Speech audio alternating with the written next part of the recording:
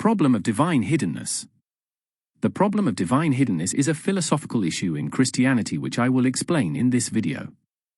God wishes for all to know the truth.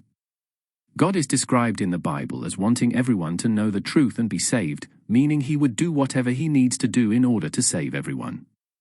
God can directly reveal himself to us.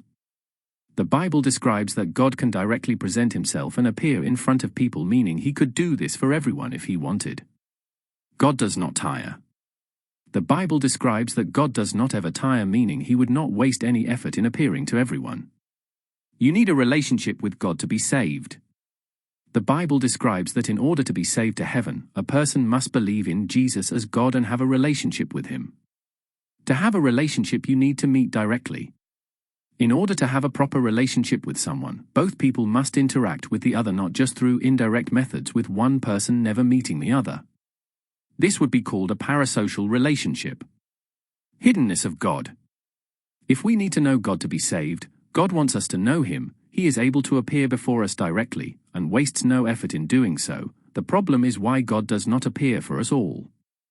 Instead, God appears to live separately from us and communicate with us indirectly using a book written by humans, and this leads some to argue that God does not exist. Invisible God.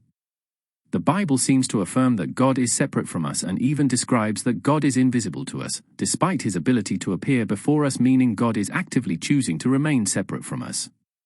Faith versus trust. Christians may claim the reason why God remains separate from us is to increase faith in a believer.